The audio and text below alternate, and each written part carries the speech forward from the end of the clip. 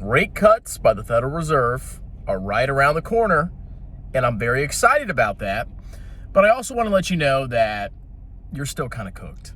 So let's go through some of the news that dropped today, and then I'm going to give you a perfect example of why, even if rates get cut, your quality of life and the amount of money that you're spending on expenses is still going to be pretty high for the foreseeable future, and that's unfortunate.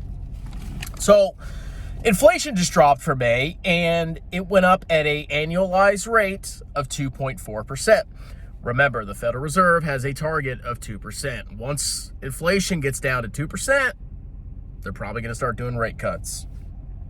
Core CPI, which excludes volatile food and energy, was up on an annualized rate of 2.8%. So you'd imagine if inflation continues to fall and we resolve a lot of the tariff disputes, that the Federal Reserve will cut rates, and it's going to happen eventually. Hopefully it's soon.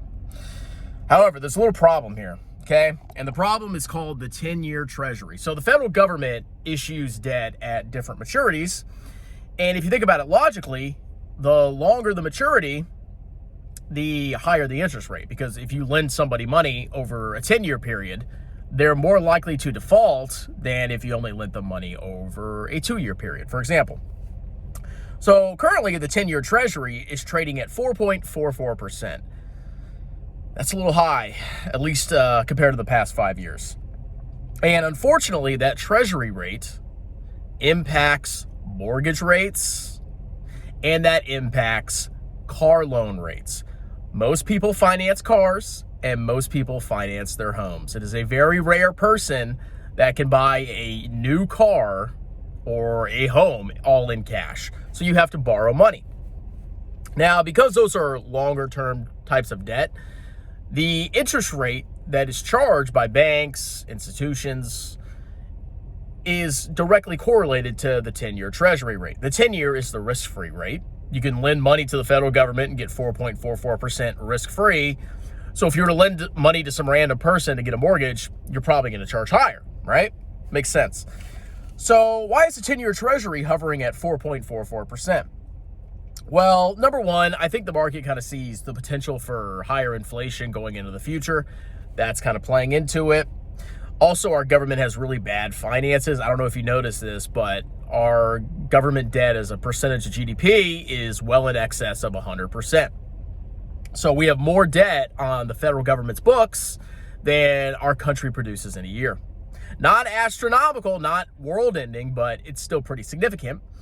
And we have the big, beautiful bill, which, regardless of what party you're in, I have to reassure you that that bill is going to increase deficits. It's going to. It's a legitimate tax cut.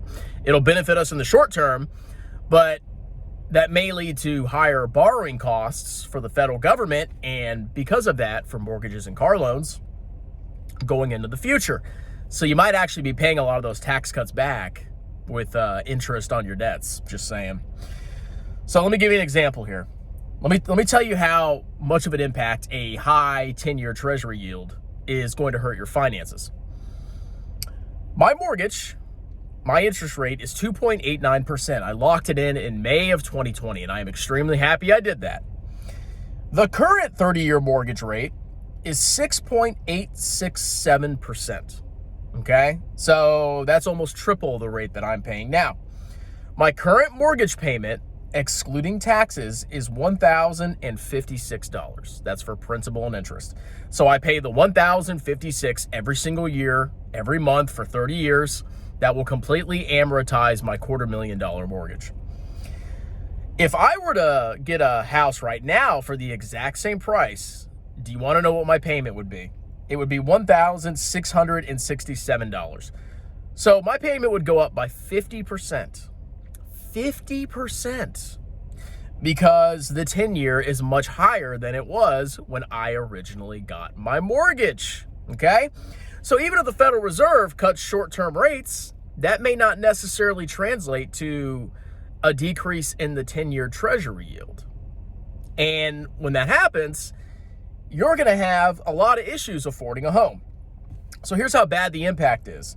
With the current rates versus the mortgage that I have, I would, assuming I got the same home at the new interest rate, I would be paying $611 more a month on my mortgage payment. $611 a month.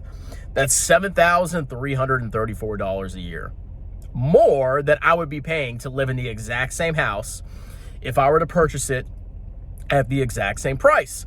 Now, this doesn't even factor in the increase in prices of homes. My home, I bought it for $250,000, and supposedly it's worth $330,000 now. So my payment, if I were to rebuy my home right now, would actually be a lot higher, okay?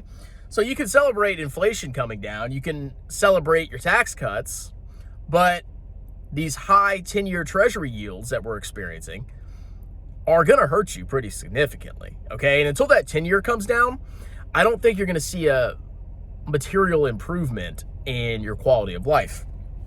Let's look at car payments. So I've got a van that I'm paying off for a lovely lady and my children, and my rate is 2.59%. I got the van in 2021, I believe. Yeah, something like that. My payment is $518 a month. If I were to get that same van now, my interest rate would go up from 2.59% to 5.84%, and that would be $559 a month. That translates to an additional $41 a month, or $504 more a year in interest payments. Let's think about that, okay? So just because the 10-year is higher because of worries about future inflation, because of the government's horrible finances, partially caused by the big beautiful bill, you're paying $7,334 a month for a $250,000 home for the same price, and you're paying $516 more a year for a car payment. And you add those two together, that's almost $8,000 more you're spending just in interest every single year because of the 10-year. So while I'm excited for inflation to come down for various reasons, you know, I'm probably going to pay off my car loan once the federal funds rate hits 3.3%. The math works out to where I should pay off my car loan. I owe like $7,800 on it, and I'll do that instantly if the Fed cuts rates. But you shouldn't celebrate too much. Now, it may propel the stock market to higher valuations, and if you have a lot of stock, you know, you're probably going to be fine. But if you're just an average Joe and you want to buy a home or a car, things aren't going to get better because of rate cuts. Anyway, let me know what you think. Do you think rate cuts are coming imminently? Are you excited about that? How is that going to affect your personal life? Also, consider joining the membership for $4.99 a month. You get exclusive videos. I make between 8 to 12 a month just for members only. You get priority responses to comments on my videos and in live streams. Have a wonderful day.